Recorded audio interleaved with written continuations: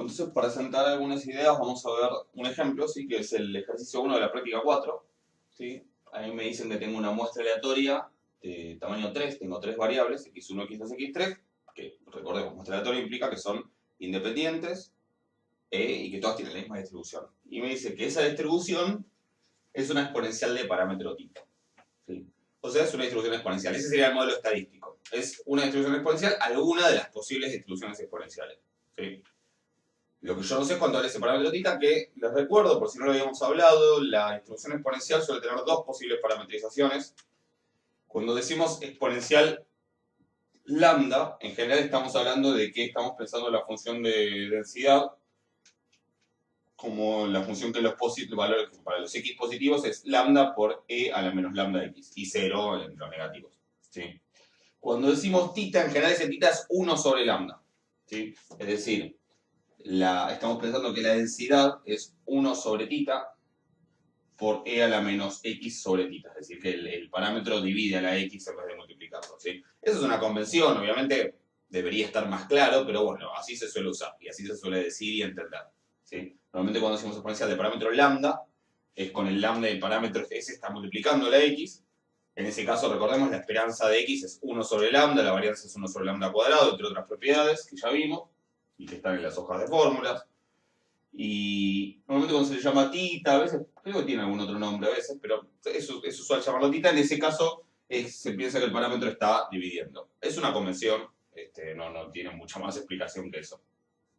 ¿Por qué a veces se pone el parámetro multiplicando y a veces dividiendo? Bueno, para ciertas aplicaciones es más cómodo que esté multiplicando y para ciertas aplicaciones es más cómodo que esté dividiendo. Muchas fórmulas quedan más lindo cuando está dividiendo. ¿Sí? Por ejemplo, en particular, si las x y tienen distribución exponencial de parámetro θ, esto lo anoto porque ello va a ser importante, su esperanza, en vez de ser 1 sobre lambda, directamente es θ, y su varianza, en vez de ser 1 sobre lambda al cuadrado, va a ser θ al cuadrado. Si lo quisiera, voy a poner b en vez de varianza para que me entre, ¿sí? Sería θ al cuadrado, la varianza. ¿Ok? Sin embargo, para ciertas aplicaciones, cuando uno estudia, por ejemplo, procesos de Poisson y la relación de la exponencial y la Poisson, ahí es más cómodo tenerlo escrito como lambda, pero cuestión de gustos, ¿ok? Y de situación. Así que, y hay que acostumbrarse porque estas cosas en estadística son usuales, que las parametrizaciones cambien. En la gamma pasa lo mismo. Si a veces se parametriza como alfa lambda y el lambda multiplica la x en la exponencial, y a veces se parametriza como alfa beta y el beta es 1 sobre lambda. ¿Sí? O alfa tita también, es la misma idea. En este caso me proponen 4 estimadores, ¿sí? El primero es θ1 sombrero, es estimadores para θ, obviamente. El primero es x1 más x2 más x3. Fíjense, es una cuenta hecha con x1, x2, x3. Si yo conozco x1, x2, x3, automáticamente tengo el valor del θ1 sombrero. No depende del verdadero valor del parámetro, cosa que no podría ser, porque no lo conozco. Listo, cumple la definición de estimador, es una función. ¿Es bueno o malo? No sé, ahora vamos a empezar a ver eso un poco con las preguntas que me plantea el ejercicio, pero al principio es una posibilidad. θ2 sombrero es otro estimador, que es un medio x1 más un cuarto x2 más un cuarto x3. θ3 sombrero es un tercio x1 más un tercio x2 más un tercio x3. Y θ4, bueno, un cuarto x1 más un cuarto x2 más un cuarto x3. Quiero hacer un comentario, hay un ejercicio que es el 3 que habla de esto un poco, pero todos estos estimadores son lo que llaman estimadores lineales. Cada uno de ellos es una función lineal de los valores de variables de la muestra. O sea, se admitiría incluso que tenga sumando o restando una constante. ¿Sí? Son un tipo particular de estimadores. Son útiles ¿por qué? Bueno, porque son sencillos de expresar, son sencillos de analizar. Y a veces, muchas veces uno se restringe a esa clase de estimadores lineales por determinados motivos teóricos y prácticos, pero lo menciono, porque no lo definí antes. Lo menciono, los estimadores lineales son aquellos que son funciones lineales de la muestra. Y son un tipo particular de estimadores con sus limitaciones y sus virtudes, digamos. Pero por ahora lo dejo picando ahí. A ver, lo pueden leer un poco más sobre eso en la punta igual. El punto A me pregunta cuáles de estos estimadores son insesgados. ¿Sí? Eso es lo que pregunta el punto A. ¿Cuáles son insesgados? ¿Sí? Con lo cual lo que tengo que hacer es ir a la definición de insesgado. Un estimador es insesgado si su esperanza coincide con el parámetro. Y una aclaración que no hice antes, su esperanza tiene que coincidir con el parámetro para todos los valores del parámetro. Les aclaro esto porque parece una trivialidad, pero si yo tengo un estimador cuya esperanza en realidad no depende del parámetro, sino que es 5, bueno, Si el parámetro fuera 5, coincide. Si el parámetro no es 5, no coincide. Entonces, como que si el parámetro es 5 es insegado. No, no es esa la definición. La idea es que, sea cual sea tita, la esperanza del parámetro coincide con tita. ¿Sí? Entonces, lo que tengo que hacer es calcular la esperanza de estos estimadores. Yo voy a hacer algunos, después van a ver que el resto es muy inmediato lo que pasa. Pero empecemos por tita 1. La esperanza de tita 1 sombrero es la esperanza de x1 más x2 más x3. Y entonces es la esperanza de x1, por propiedad de la suma de la esperanza de una suma, que es la suma de las esperanzas, porque son independientes. No, no es porque son independientes, es porque siempre la esperanza de una suma es la suma de las esperanzas. Así que me queda la esperanza de x1 más la esperanza de x2 más la esperanza de x3. Esta vez lo escribo con cierto detalle. Después iremos más rápido. ¿Cuánto es la esperanza de x1? ¿Cuánto es la esperanza de x2? ¿Y cuánto es la de x3? Bueno, si en principio estamos asumiendo que tienen la misma distribución, todas esas esperanzas tienen que ser iguales. Y como estoy asumiendo que tienen una distribución exponencial de parámetro tita, donde tita es 1 sobre lambda, ya lo dijimos acá, todas esas variables aleatorias tienen esperanza tita. ¿Sí? Fíjense, yo estoy haciendo un ejemplo con una muestra de tamaño 3. Después vamos a hacer ejemplos con una muestra de tamaño n genérico. Pero acá lo puedo hacer para un caso específico. Todas estas esperanzas valen tita. Es decir, que la esperanza de tita 1 sombrero es 3 tita. ¿Coincide con tita para todo tita? No, esto es distinto de tita en general. ¿Sí? No da tita, da 3 tita. Bueno, listo. Entonces, ese no es insegado. ¿Sí? Tita 1 sombrero no es un estimador insegado. ¿Estamos de acuerdo? Analicemos, por ejemplo, tita 2. ¿Sí? Para ver. Van a ver que no cambia mucho, pero es medio más de lo mismo. Pero vamos al análisis. La esperanza de tita 2 es la esperanza de 1 medio por x1 más 1 cuarto x2 más 1 cuarto x3. ¿Cuánto es esperanza? Bueno, esperanza de una suma suma las esperanzas de vuelta. Las constantes pueden salir afuera de la esperanza. O sea que esto es 1 medio por la esperanza de x1 más 1 cuarto por la esperanza de x2 más 1 cuarto por la esperanza de x3. ¿Cuánto es la esperanza de x1, la de x2 y la de x3? Bueno, siempre la misma y es tita. Entonces me queda 1 medio tita más 1 cuarto tita más 1 cuarto tita. O sea, tita. La esperanza de tita 2 sombrero coincide con tita independientemente de cuál sea tita y aunque yo no sé cuánto es tita. Si tita es 5, la esperanza de tita 2 sombrero va a ser 5, coincide. Si tita es 8, lo mismo. ¿Sí? O sea, no sé cuánto es tita, pero yo sé que la esperanza del estimador tita 2, definido de esta manera, es tita. Entonces, tita 2 sombrero es un estimador insegado. ¿Se entienden? Les dejo como ejercicio chequear que la esperanza de tita 3 sombrero también es tita, es decir, también, tanto tita 2 como tita 3 son estimadores insegado, mientras que la esperanza de tita 4 sombrero es 3 cuartos tita. Y por lo tanto, tita 4 sombrero no es un estimador insegado, al igual que tita 1 sombrero, que tampoco es insegado. ¿Sí? Les dejo todas sus respuestas también porque las vamos a usar después en el punto C, cuando calculemos errores cuadráticos medios, pero en principio la respuesta al punto A es que tita 2 y tita 3 son los que son insegados, tita 1 y tita 4 no lo son. ¿Ok? Bueno, entonces vimos que los insegados son tita 2 sombrero y tita 3 sombrero. ¿Sí? El ítem B me pregunta, de los que son insegados, o sea, entre esos dos, tita 2 y tita 3, ¿cuál es más eficiente? Recuerden que más eficiente, esta idea de eficiencia relativa, era entre, primero, estaba definida entre estimadores insegados. Por eso dice, de los insegados, de los que tiene sentido hacerse la pregunta en esos términos, ¿cuál es más eficiente? Bueno, y era más eficiente que tenía menor varianza. Solo lo que tengo que hacer es calcular la varianza de tita 2 y la varianza de tita 3.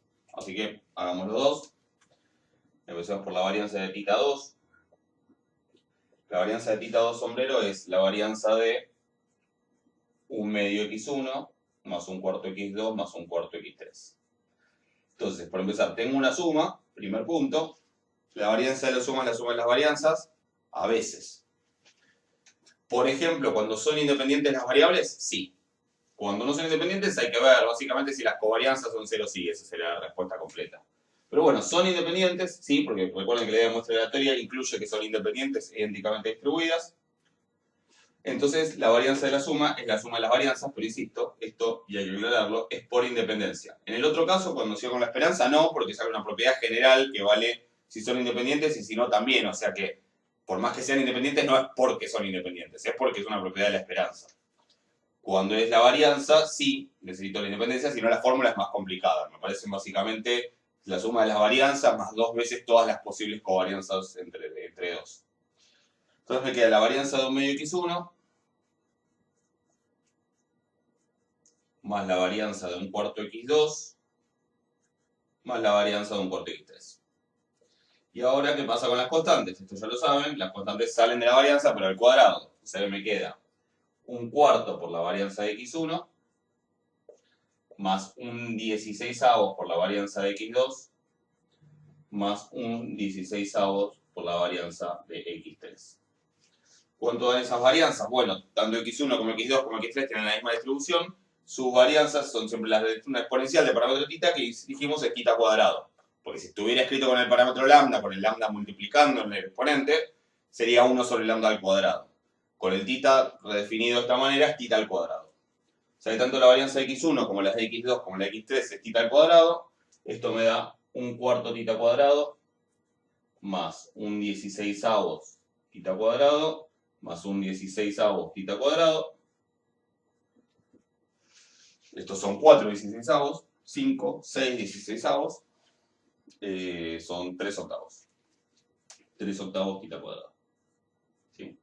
No voy a hacer toda la cuenta de vuelta, se lo dejo como ejercicio, pero es bastante fácil analizar que la varianza de θ3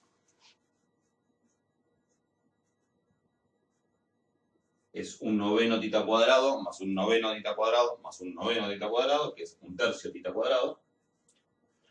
Y entonces básicamente, bueno, es cuestión de comparar estos dos números. Hay maneras de comparar fracciones, ¿se acuerdan? Multiplicando cruzado, ¿sí? O simplemente haciendo la cuenta, ¿sí? 3 octavos es 0,375 y esto es 0,33, o sea que es más chica esta, ¿sí? Esto es más chico que esto, así que θ3 es más eficiente que θ2. ¿Estamos de acuerdo? De los dos encegados, es más eficiente θ3 que θ2, y tiene menor varianza, esa sería la respuesta. Este sería el más eficiente. ¿Ok? Finalmente, el ítem C me pide que analice los errores cuadráticos medios de todos y vea si hay alguno que tiene menor error cuadrático medio que todos los demás. ¿Sí?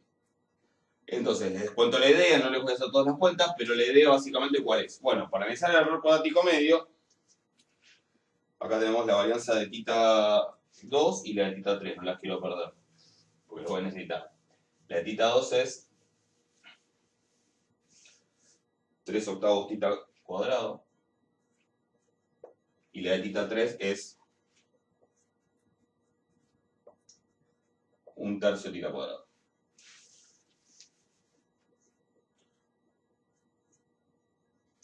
Bueno, nosotros vemos que el error cuadrático medio tiene una definición. ¿Sí? Recuerden que la definición de error cuadrático medio de un estimador es esperanza de θ menos θ sombrero al cuadrado. Esa es la definición, pero se puede probar que eso es equivalente a calcular el sesgo del estimador elevado al cuadrado más la varianza elevada al cuadrado. Más la varianza, perdón. La varianza así, ya está al cuadrado. Entonces, ¿qué pasa? Cuando los estimadores son insesgados, el sesgo es cero. Recuerden que el sesgo es la diferencia entre θ y la esperanza del estimador. Si la esperanza del estimador es θ, el sesgo θ menos θ, que es cero. O sea que tanto θ2 como θ3, que son insesgados, tienen sesgo cero. Y en esos casos el SM, el error cuadrático medio, coincide con la varianza. O sea que esta varianza de θ2, que es 3 octavos θ cuadrado, también puede decir que es el error cuadrático medio. Que θ2. La varianza de θ3 también coincide con el error cuadrático medio de θ3. ¿Sí? Pero para θ1 y θ4 no es lo mismo, justamente porque son sesgados. Entonces lo que me faltaría ver es la varianza de cada uno. Las esperanzas ya las teníamos. La esperanza de θ1 era 3 θ, las recuerdo, y la de θ4 era 3 cuartos θ. Están un poco más atrás en el video. Faltaría ver las varianzas, ¿sí? Yo les digo que las varianzas, se los dejo como ejercicio, las varianzas van a ser 3 θ cuadrado y 3 16avos tita cuadrado. Te lo dejo como ejercicio para que hagan las cuentas, ¿sí? Pero la idea es que el error cuadrático medio de tita 1, siguiendo esta fórmula de cálculo, va a ser el sesgo al cuadrado. El sesgo es tita menos la esperanza. La esperanza es 3 tita. Eso es el sesgo. El sesgo es menos 2 tita. Pero es el sesgo al cuadrado. Más la varianza. La varianza, insisto, calcúlenla, es 3 tita cuadrado. ¿Cuánto me da esto? Tita menos 3 tita es menos 2 tita. Al cuadrado es 4 tita cuadrado. Más 3 tita cuadrado es 7 tita cuadrado. ¿Ok? El error cuadrático medio de tita 2 y de tita 3 ya los vimos. 3 octavos tita cuadrado, 1/3 tita cuadrado. Y el error cuadrático medio de tita 2 es la esperanza, es el sesgo al cuadrado. El sesgo es tita menos la esperanza es 3/4 tita, ya la habíamos visto antes. Eso al cuadrado, más la varianza, y la varianza es 3/16 tita al cuadrado. Esto da 1/4 por tita, todo al cuadrado, que es 1/16, todo al cuadrado, más 3/16, 4/16 es 1/4 tita cuadrado. ¿Cuál tiene menor error cuadrático medio? Bueno, entre 3 octavos tita cuadrado, 1/3 tita cuadrado, 7 tita cuadrado y 1/4 tita cuadrado, chequen, el más chico es este. Y eso vale para todos los valores de tita, que no siempre es lo que pasa. A veces puede depender de los valores de tita. Pasa que acá, como todo es tanto por tita cuadrado, tanto por tita cuadrado, tanto por tita cuadrado, bueno, alcanza con ver cuál es la constante que tiene adelante. ¿Sí? Y tita 4 era este. Cualquier cosa puse. Tita 4 sería el de menor error cuadrático medio. ¿Qué significa eso? Bueno, si tengo que elegir entre estos 4 por el criterio del menor error cuadrático medio, elegiría tita 4, aunque sea sesgado. O sea, fíjense que estas cosas pueden pasar. ¿Sí? Sí, tita 4 tiene un poco de sesgo, pero tiene tan poca varianza que de alguna manera lo compensa, por lo menos si yo sigo el criterio del error cuadrático medio. Si mi criterio es que prefiero a los insesgados antes que a los sesgados, no voy a elegir la tita 4. ¿Cómo defino el criterio? Bueno, con mucha interpretación del problema y práctica y experiencia. ¿Sí? No es un problema tan obvio. No se dejen llevar por los textos y los docentes que les dicen, no, tiene que ser así, tiene que ser insesgado. Es muy complejo el mundo de las propiedades de estimadores, incluso hay otras propiedades, bueno, vamos a hablar de propiedades asintóticas que también son importantes, pero después hay otras propiedades que tienen que ver con la idea de robustez, con la idea de si valores extremos de las observaciones me influyen mucho o poco en las estimaciones. Hay un montón de cosas a tener en cuenta y nunca es tan obvio cuál es el mejor estimador en un sentido absoluto, en el sentido de que sea indiscutible, digamos. Siempre es en función de un criterio, ¿sí? En función de un criterio uno puede definir cuál es el mejor en el sentido que indica ese criterio. En el sentido del error cuadrático medio, bueno, el de menor error cuadrático medio es tita 4, o sea que ese sería el mejor visto desde ese punto de vista. Es mejor que tita 2 en un sentido genérico y amplio, y no sé, depende de qué entiendas por mejor. Por eso, si entendés por mejor el que tiene menor error cuadrático medio, sí. Si no, habrá que ver cuál es el criterio que estás usando. E incluso podría haber mejores estimadores que estos, según otros criterios y otros puntos de vista, que también tienen que ver con para qué quiero hacer la estimación y cuál es mi objetivo final. O sea que es un problema muy amplio y muy complicado, por eso trato de decirlo en estos términos. ¿Cuál es el mejor en el sentido del error cuadrático medio? ¿Sí? Porque no es tan obvio que una propiedad sea más importante que otra, o sea, en ciertas condiciones. ¿Ok? Bueno, entonces hasta ahí estamos. Entonces vamos a pasar a hablar de propiedades asintóticas. ¿Sí? Vamos a empezar a hablar ahora de lo que se llaman propiedades asintóticas. ¿Sí?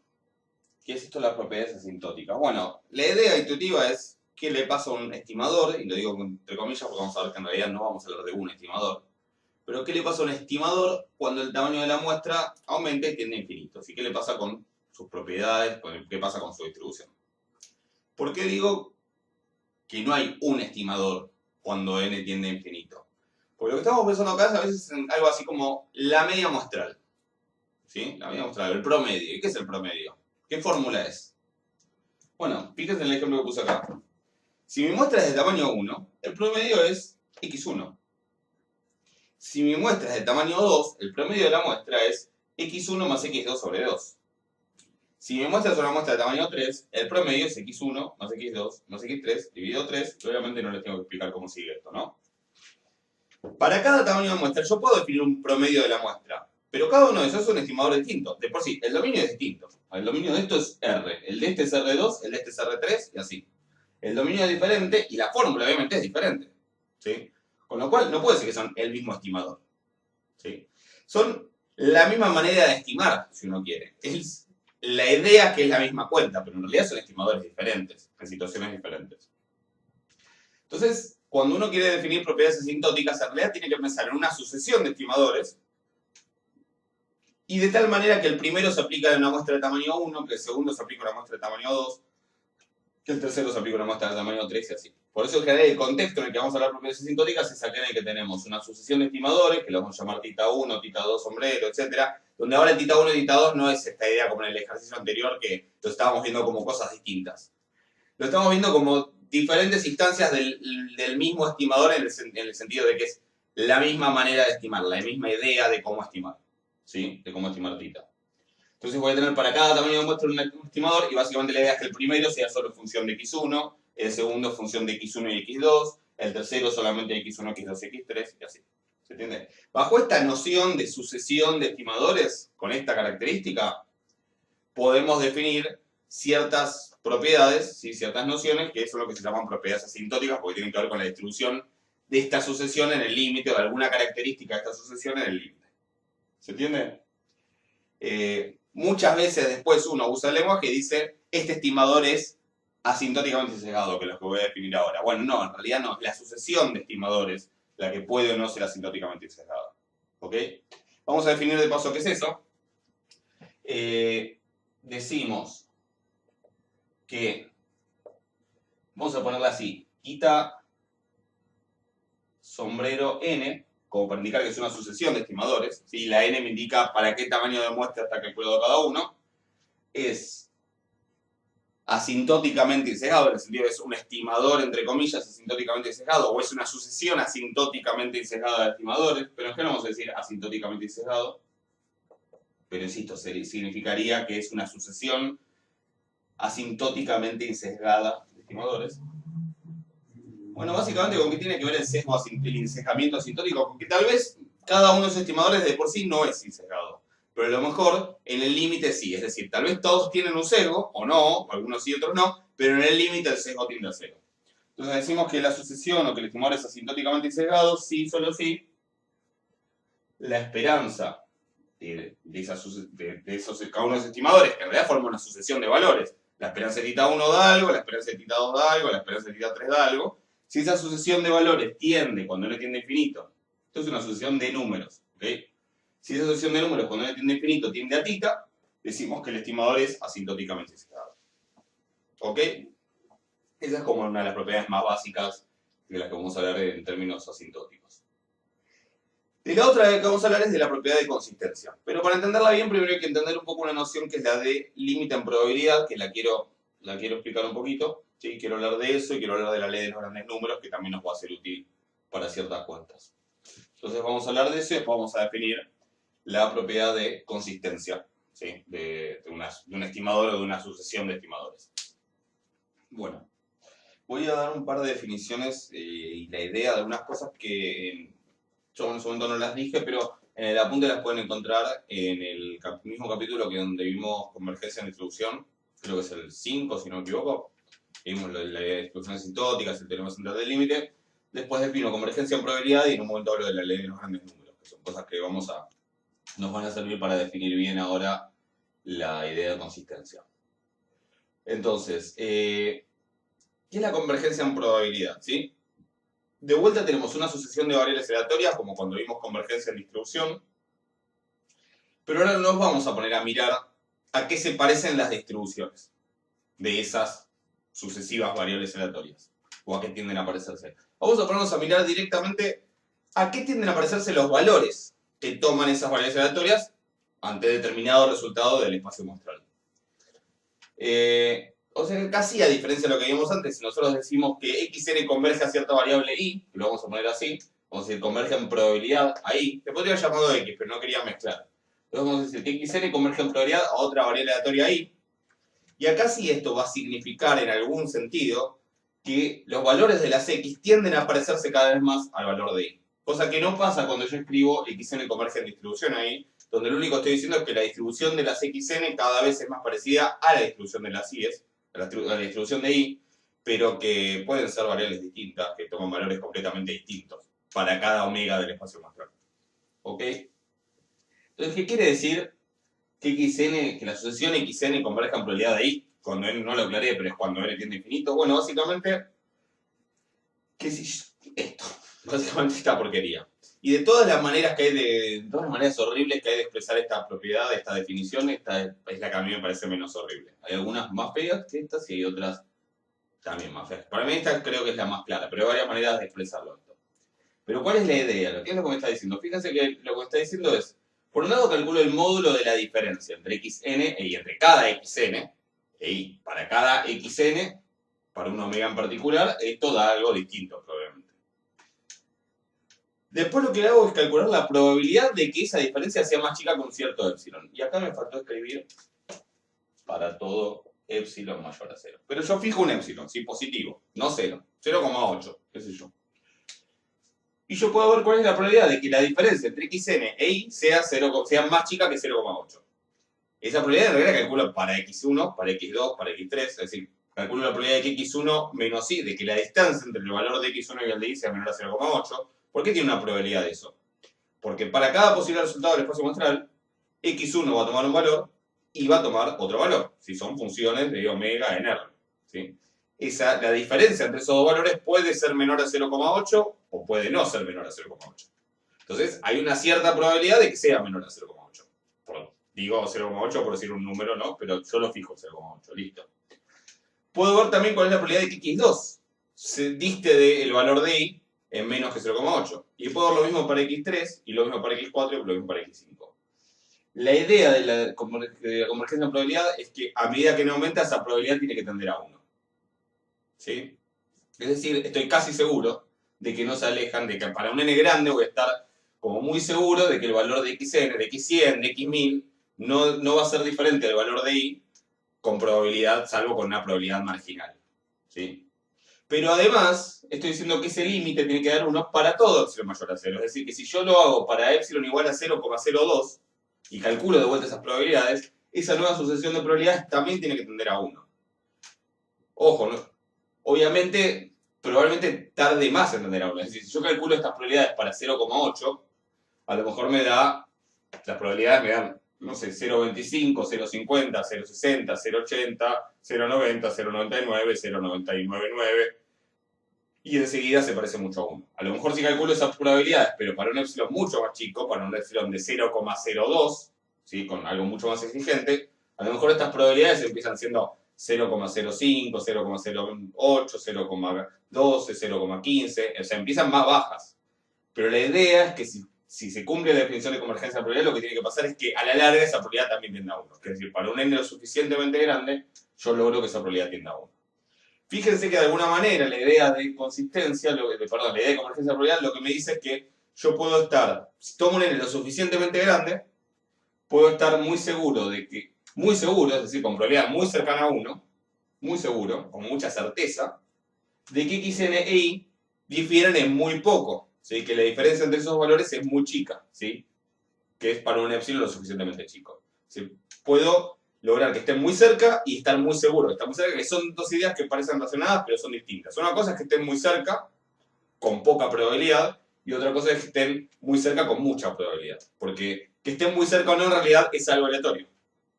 ¿Sí? Que estén más cerca que tanto valor es algo aleatorio. Entonces eso tiene una cierta probabilidad.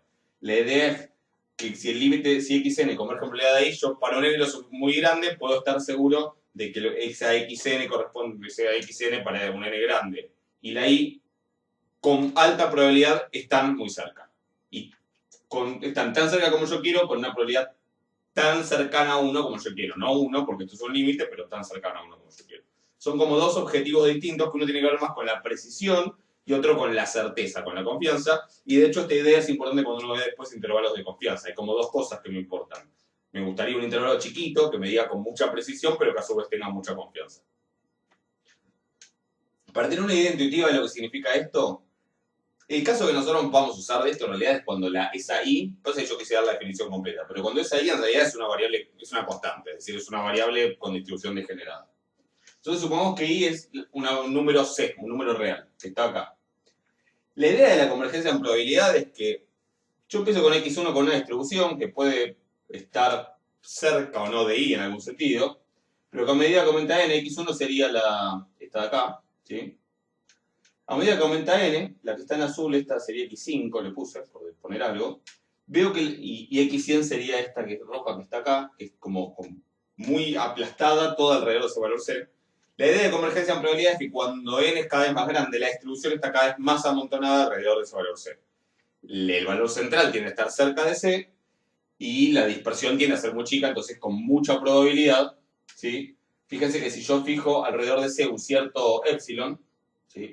Por ejemplo, este epsilon, entonces tomo epsilon menos c y epsilon más c, ¿qué quiere decir? Que una variable, fíjense que acá ahora sería c en vez de y. ¿Qué quiere decir que xn en módulo sea menor a c? Bueno, que cae en este intervalo, ¿sí? Entonces, ¿con qué probabilidad cae en ese intervalo x1? Bueno, con esta probabilidad, que piensen que en realidad esos gráficos no están en escala, porque todas las áreas deberían ser 1 debajo de la curva. Como que hay que entender a cada curva, para entender si esta probabilidad es mucho o es poco, hay que entender cuánto es esa área, perdón, me colgué, esa área respecto de toda el área bajo la curva, bajo la densidad, ¿sí? Que veo que es por ahí la mitad en este caso, un 0,50.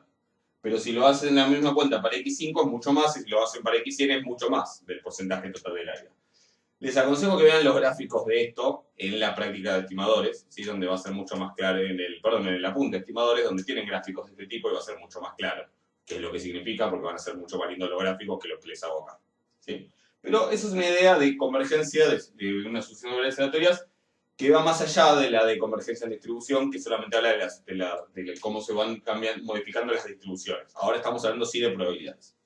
Hay otras ideas de convergencia, ¿sí? Convergencia media cuadrática, una es la convergencia casi segura, que es otra noción que si quieren, hay una clase de estadística vectorial en la que lo hablé de eso, pero no sé, después si quieren lo busco y les digo, por si les interesa, pero con esto vamos a estar bien.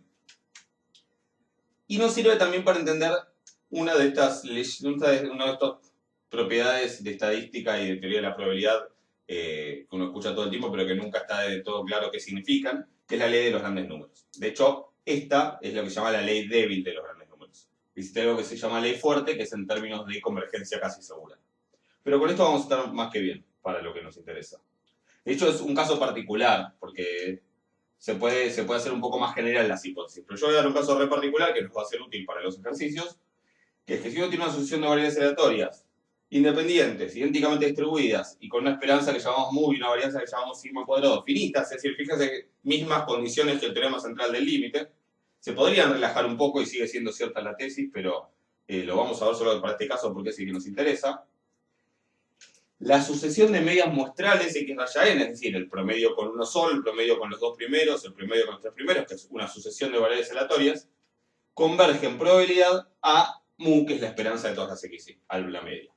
Fíjense que lo que esto está diciendo es que si yo tomo promedios de observaciones de una variable aleatoria, o de una cierta distribución, para n grande esos promedios tienden a la esperanza, ¿sí? A la esperanza de esa distribución.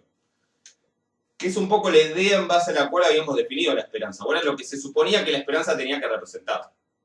Fíjense que a la larga, ¿sí? Después de un montón de vueltas y de definiciones, la esperanza termina siendo lo que tenía que ser. Termina siendo lo que se esperaba de ella, ¿sí? Que fuera como el promedio a largo plazo de muchas realizaciones de una variable aleatoria con esa cierta distribución, ¿sí?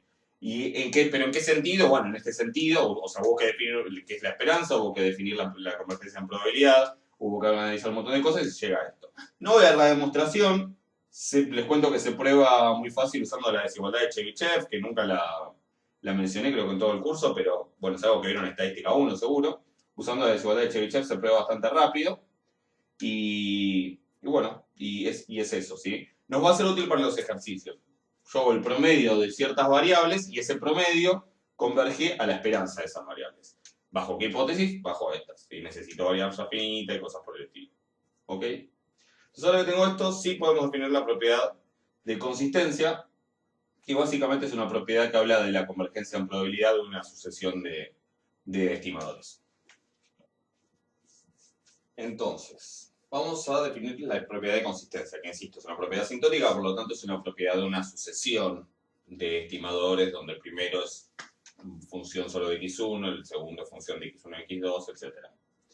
Entonces decimos que esa sucesión θn, bueno, pues estimador, entre comillas, pensado como sucesión, es consistente para θ, si solo si θn converge en probabilidad θ. Fíjese que acá ya no estoy tomando la esperanza, nada que sean números, sino que son las variables aleatorias que como sucesión de variables aleatorias convergen en probabilidad de ese valor θ, ese número θ. Como en el ejemplo que lo que charlábamos antes cuando convergía una constante. ¿Qué significa esto? Dicho de otra manera, recordando la definición de límite en probabilidad, bueno, es decir, si para todo epsilon mayor a 0, el límite de esta probabilidad es 1. Y insisto, ¿qué significa? Significa que si tomo un n lo suficientemente grande, o sea que si yo quiero encontrar, acá me faltó un sombrerito, ¿sí? Porque estos son los estimadores. Si yo quiero encontrar una estimación de θ, tal que su distancia θ, es decir, el error, que en el fondo es el valor absoluto del error, que es la diferencia entre la estimación y el verdadero valor, sea menor a un número muy chico que a mí se me ocurra, 0,02. Quiero que sea menor a 0,02. ¿Puedo estar seguro de que voy a obtener para un n una estimación que sea menor a 0,02? No, seguro no. En esta materia seguro medio que no existió nunca ni existirá. Pero a lo mejor quiero tener la certeza de que esa estimación menos θ es menor a 0,02 y que la certeza sea de que, bueno, de que eso es por lo menos con probabilidad 0,99. Bueno, ¿será posible? Bueno, como el límite de esto para cualquier epsilon, en particular para 0,02, es 1, tiene que haber un n a partir del cual esto sea mayor o igual a 0,99. Porque si tiende a 1, en algún momento tiene que estar por arriba de 0,99. Entonces, ¿qué me dice esto? ¿Existe algún n teórico? No sé cómo encontrarlo el n. No siempre va a ser tan fácil encontrarlo. A veces sí, otras no. Pero existe un n teórico tal que la probabilidad de que mi error al estimar, si uso el estimador para ese n, es decir, para ese tablero de muestra, sea tal que la probabilidad de que ese error sea menor a 0,02 sea una probabilidad de por lo menos 0,99, existe ese n. Lo puedo encontrar, ya existe, y entonces si yo tomara una muestra de ese tamaño, puedo estimar en esas condiciones donde, insisto, son condiciones en las que tengo cierta certeza o confianza de una cierta precisión. El épsilon me habla de precisión y la probabilidad me habla de confianza, de certeza, etc. O sea que puedo como atacar esos dos objetivos de certeza y confianza. Obviamente nunca ni certeza 1 ni error 0, ¿sí? Siempre un error positivo y una probabilidad menor a 1, pero puedo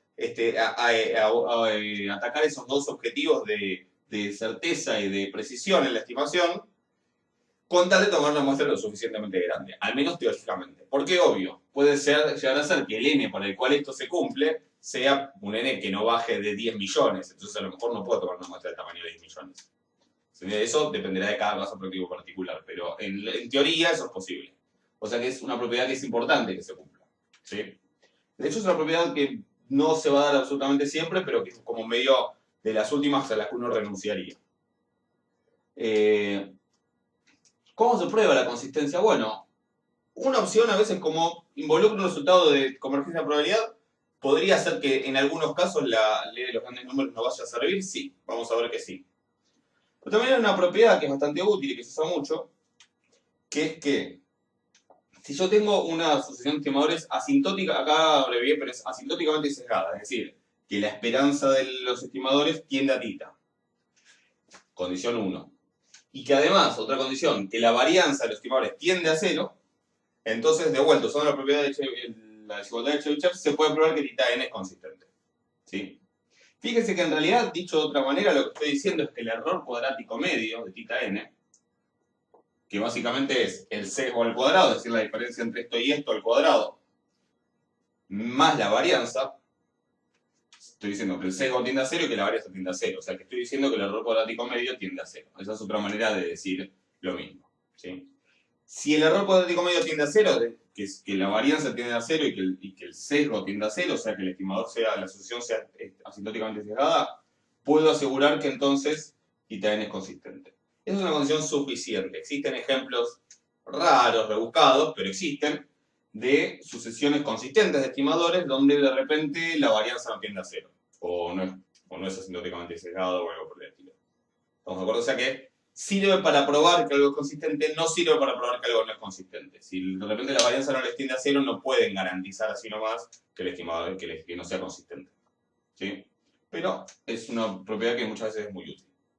Entonces vamos a dar un ejemplo, cómo por diferentes caminos podemos llegar a probar que un estimador o una sucesión de estimadores es consistente para cierto parámetro. Bueno, entonces vamos a terminar esta clase con un ejemplo, ¿sí?, de consistencia. Después la clase que viene vamos a hablar de información de Fisher, del teorema de Cramer-Rao y cómo eso nos permite probar ¿cómo se llama? Con eficiencia en sentido absoluto. Y tal vez hablemos de estimadores suficientes y después de estadísticos suficientes y después, si nos queda tiempo, empezaremos a hablar de métodos de estimación y si no en la otra clase. Así que van a ser por lo menos unas 3 clases de estimadores puntuales teóricas. Pero bueno, vamos a ver que si yo tengo una población que es la distribución de Poisson con parámetro lambda, que si yo tomo como sucesión de estimadores las medias muestrales de x1, de x1 y x2, de x1, x2, x3, etc., que esa sucesión es consistente para lambda. Y vamos a hacerlo desde 2 caminos. Uno usando la propiedad que vimos recién, por lo cual tenemos que ver la esperanza de x raya n, que insisto acá no son diferentes estimadores, son como diferentes instancias del mismo estimador, que es el promedio, la media muestral. Y vamos a ver cuánto es la varianza, que de hecho es una cuenta que ya hicimos, pero podemos repasar. Y recordemos, x raya n es 1 sobre n por la suma de las xy desde igual a 1 hasta n. Cuenta que ya hicimos es, bueno, 1 sobre n es constante y puede salir afuera de la esperanza. Lo hicimos cuando hablamos del teorema central del límite, esto un poco. Entonces me queda la esperanza de la suma de las xy. Y resulta que como es una suma, la suma de la esperanza es una suma, es la suma de las esperanzas, así que esto es 1 sobre n por la suma, desde igual a 1 hasta n, de la esperanza de las xy. Y ahora tengo que ver cuánto es la esperanza de las xy. Como nombre general yo le podría poner mu a esto. Lo voy a hacer un instante para recordar la cuenta que ya hicimos. Como nombre general yo podría decir, bueno, la esperanza es la que sea. De la distribución, no olvídense que es Poisson. De la que sea, si tiene una esperanza, esa esperanza es mu. Entonces, ¿qué nos quedaba? Nos quedaba 1 sobre n, y acá estábamos haciendo mu más mu más mu n veces, entonces teníamos n veces mu. Y entonces lo que nos queda es mu directamente. Así que la esperanza de la media muestral era la esperanza de la población, de la distribución de las x. ¿Sí? En este caso particular, en vez de mu, que voy a poner, bueno, si las x tienen una distribución de Poisson, ¿cuál es su esperanza? El parámetro, si es lambda. O sea que en realidad la cuenta me va a dar, en vez de mu, me va a dar lambda, pero bueno, ese mu es la esperanza, o sea que podría ser el lambda. Entonces me va a dar que sumo n veces lambda, me queda lambda más lambda más lambda es n lambda, por 1 sobre n es lambda. O sea, la esperanza de x raya n es lambda. ¿Ok? ¿Qué podemos decir en particular? Bueno, todos los estimadores de esa sucesión son estimadores insesgados. Con lo cual, en particular, es cierto, en este caso, que la esperanza de x raya n converge a lambda, porque de hecho es lambda para todos los valores. Es una sucesión constante, la sucesión de las esperanzas. O sea que cuando n tiende a infinito, tiende a lambda, sí, porque es una constante. ¿Es asintóticamente insesgado? ¿O es una sucesión asintóticamente insesgada? Sí, porque de hecho es insesgada. Son todos insesgados, así que es asintóticamente insesgado la medida. ¿Ok? ¿Qué pasa con la varianza? Bueno, similar. Varianza de esto, no lo voy a volver a copiar, pero es la varianza de esta expresión, solo que si es la varianza el 1 sobre n, como sale la varianza, le voy a dar al cuadrado. 1 sobre n cuadrado por la varianza de la suma. Y ahora de vuelta, la varianza de una suma es la suma de las varianzas a veces. ¿Sí? En este caso sí, porque como las xy van a venir una muestra aleatoria, creo que no lo dije, pero bueno, obviamente se sobreentiende y los enunciados siempre va a estar, son independientes y entonces por independencia es cierto que esto es la suma de las varianzas, desde igual 1 hasta n, pero esperen que ya no me entra todo. Por independencia, esto es 1 sobre n cuadrado por la suma desde igual 1 hasta n de las varianzas, y todas esas varianzas son iguales. Si quieren lo podríamos llamar sigma cuadrado, entonces me quedaría 1 sobre n cuadrado por n veces sigma cuadrado y me quedaba el famoso sigma cuadrado sobre n, que varía no solo para la normal, varía en general. En este caso en particular, ese sigma cuadrado, esa varianza en una posición, es lambda. ¿Sí? O sea que nos queda 1 sobre n cuadrado por la suma de lambda n veces, que es n veces lambda, así que termina dando lambda sobre n. Como la varianza de cada una de las x raya n es lambda sobre n, ¿a cuánto tiende esto cuando n tiende a infinito? Si es lambda sobre n y lambda es el valor del parámetro que está fijo. Cuando n tiende a infinito, esto tiende a 0. Es decir, que como la esperanza de x raya n tiende a lambda, es decir, asintóticamente sesgado, y la varianza de x raya n tiende a 0, o dicho de otra manera, el error cuadrático medio de x raya n tiende a 0, podemos decir que entonces x raya n es consistente para lambda, para estimar lambda. ¿Sí? Cuanto n más grande sea n, más chances tengo de que lambda, de que x raya n caiga cerca del valor de lambda con probabilidad alta. ¿Sí? ¿Estamos de acuerdo?